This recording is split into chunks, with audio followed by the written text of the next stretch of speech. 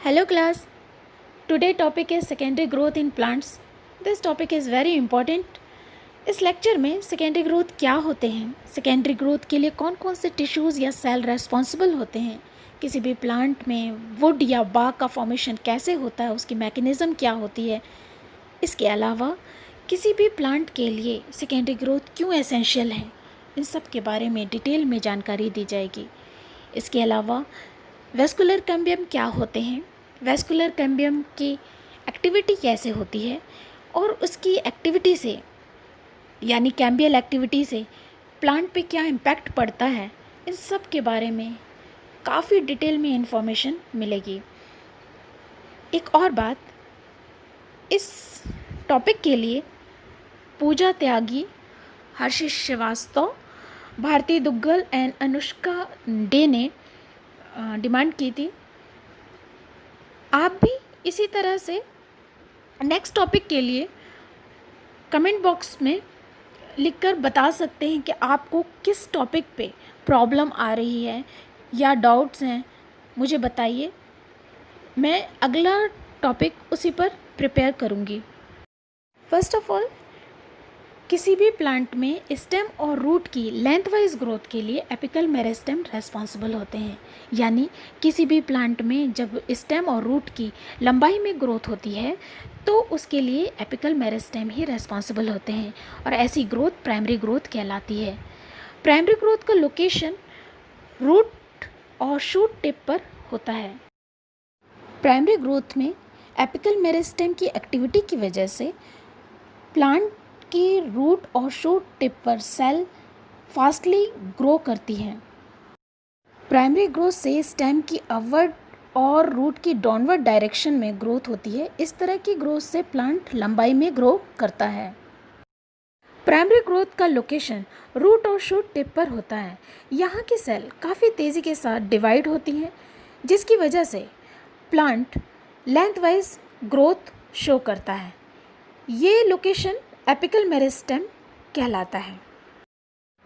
इस तरह से किसी भी प्लांट में प्राइमरी ग्रोथ से प्राइमरी सेल ही डेवलप होते हैं और सेकेंडरी सेल से सेकेंडरी सेल ही हमें मिलते हैं, जैसे secondary xylem, secondary phloem, vascular cambium, cork cambium.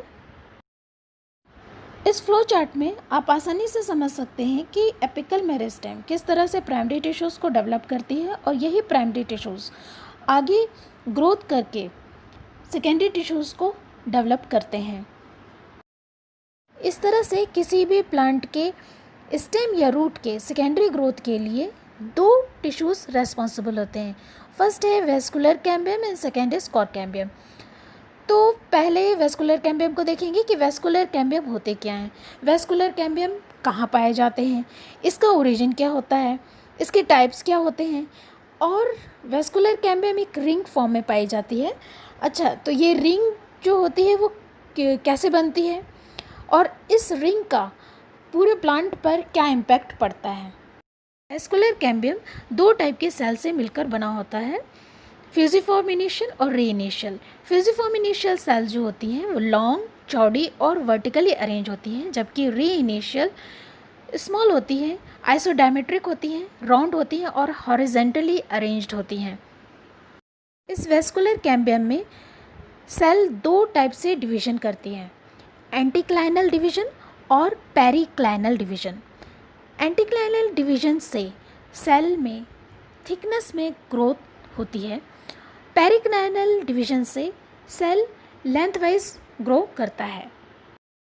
Fusiform initial cell xylem phloem के सभी कंपोनेंट्स को जो कि वर्टिकली अरेंज्ड होते हैं उनको डेवलप करती हैं, जैसे vessels, tracheids, xylem parenchyma and fibres. जबकि री इनिशियल सेल्स उन्हीं सेल्स को फॉर्म करती हैं जो कि रेडियली अरेंज्ड होते हैं, जैसे रे जाइलम और रे फ्लोएम। इस तरह से एंटीक्लाइनल डिवीजन एक रेडियल डिवीजन होता है। इस तरह के डिवीजन से फ्लोएम रेज और जाइलम रेज का फॉर्मेशन होता है। ये सेल मेनली स्टोरेज और साइडवेज ट्रांसपोर्टेशन का काम करती हैं। री इनिशियल डाइकोट प्लांट्स में काफ़ी कॉमन होता है क्योंकि ये थिकनेस को इंक्रीज करती हैं। यानी किसी भी डाइकोट प्लांट्स की सरकमफ्रेंस को बढ़ाने के लिए रे इनिशियल काफ़ी रेस्पॉन्सिबल होता है। Now formation of cambial ring during primary growth. Xylem और फ्लोएम के बीच में जब कैम्बियम का फॉर्मेशन होता है तो इस तरह का कैम्बियम इंट्राफेसिकुलर या फेसिकुलर कैम्बियम कहलाता है।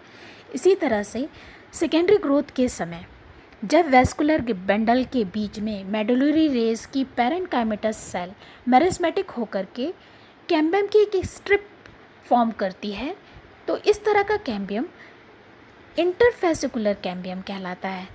कुछ समय बाद इंटर और इंट्राफेसिकुलर कैम्बियम फ्यूज़ होकर के एक रिंग फॉर्म करती है जिसे कैम्बियल रिंग कहते हैं। वेस्कुलर कैम्बियम के फॉर्मेशन के लिए सबसे पहले प्रोकैम्बियम के सेल मैच्योर होकर के प्राइमरी टिश्यूज़ को फॉर्म करती हैं। इन प्राइमरी टिश्यूज़ में मेनली प्राइमरी फ्लोएम और प्राइमरी जाइलम होते हैं। इनके अलावा और भी कई प्राइमरी टिश्यूज़ का फॉर्मेशन होता है। इन प्राइमरी टिश्यूज़ में फिर ग्रोथ होने के कारण लेटरल मेरिस्मेटिक सेल एक्टिव हो जाती हैं और इनमें सेल डिवीज़न शुरू हो जाता है। इन मेरिस्मेटिक सेल में सेल डिवीज़न होने से एक थिन मेरिस्मेटिक लेयर का फॉर्मेशन होता है। ये मेरिस्मेटिक सेल वेस्कुलर कैम्बियम को डेवलप करती हैं। जब किसी भी प्लांट में वेस्कुलर कैम्बियम का फॉर्मेशन हो जाता है तो कैम्बियम की सेल एक्टिव होकर के डिवाइड होना शुरू हो जाती हैं। इस तरह से सेल डिवीज़न होने से सेकेंडरी टिश्यूज़ फॉर्म होने लगते हैं।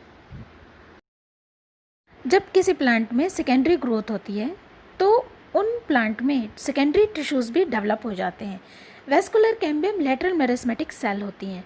जब वेस्कुलर कैम्बियम एक्टिव होता है तो इन मेरिस्मेटिक सेल में सेल डिवीज़न शुरू हो जाता है। ये सेल डिवीज़न दो टाइप का होता है, पेरिक्लाइनल और एंटीक्लाइनल।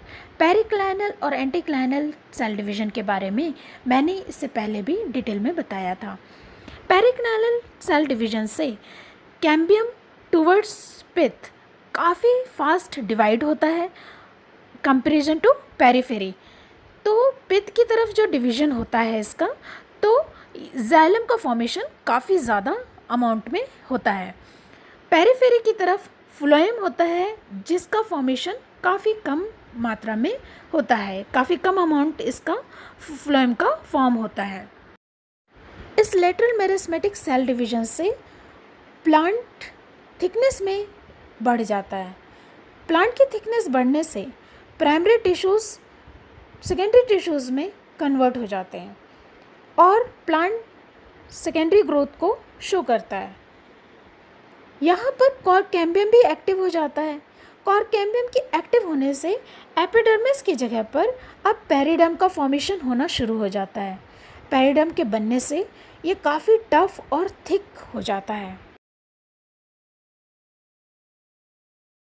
किसी भी स्टेम में वेस्कुलर कैम्बियम काफ़ी इम्पॉर्टेंट रोल प्ले करते हैं, जैसे transportation, conducting, protecting and transport.